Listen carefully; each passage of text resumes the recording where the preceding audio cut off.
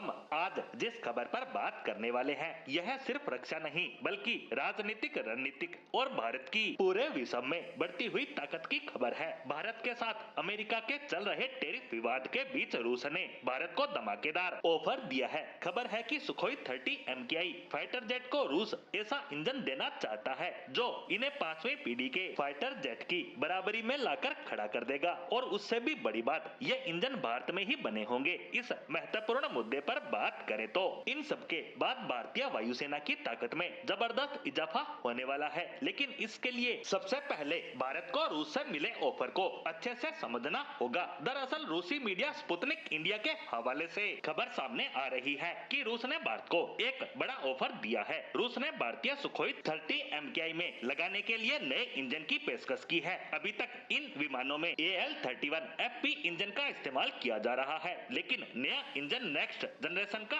होगा। Sputnik India की माने तो नया इंजन ज्यादा थ्रस्ट देगा, ज्यादा लंबी रेंज के लिए शक्ति देगा, बेहतर फ्यूल एफिशिएंसी और अद्भुत मेन्यू वेरिएबिलिटी भी देगा। यानी इस अपग्रेडेशन के बाद Su-30 MKI 5वीं पीढ़ी के लड़ाकू विमानों को सीधी टक्कर दे पाएगा। सबसे खास बात, ये इंजन भारत में ही मेक इन इंडिया मुहिम के तहत ही बनाया जाएगा। यानी इस इंजन का भारत में ही प्रोडक्शन शुरू किया जाएगा, जिससे ये भारतीय विमान तेजी से अपग्रेड किए जा सकेंगे। वहीं बात करें सुखोई 30 MKI विमानों की खासियतों की, तो इसे भारतीय वायुसेना की बैकबोन कहा जाता है और करीब 260 से ज्यादा सुखोई 30 MKI फिलहाल भारतीय सेना का हिस्सा है। 1990 के दशक में इन्हें रूस से ही खरीदा गया था और बाद में लाइसेंस टेक्नोलॉजी ट्रांसफर के तहत भारत में ही इन्हें बनाया गया। इन विमानों की खासियत ये है कि भारत में जितने भी स्वदेशी हथियार बनाए गए हैं, जैसे ब्रह्मोस क्रूज मिसाइल, आधुनिक एवियोनिक्स सिस्टम, इन सभी को सबसे पहले इन्हीं विमानों में इंटीग्रेट किया गया। यानी ये भारत की रक्षा का वर्क हॉर्स है। यहाँ सबसे दिलचस्प बात है टाइमिंग की। दरअसल इस समय भारत और अमेरिका के बीच टैरिफ का तनाव चरम पर है। रिपोर्ट है कि अमेरिका तेजस फाइटर जेट के लिए इंजन सप्लाई में भी अड़ंगा डाल सकता है। ऐसे में रूस का ये ऑफर भारत के लिए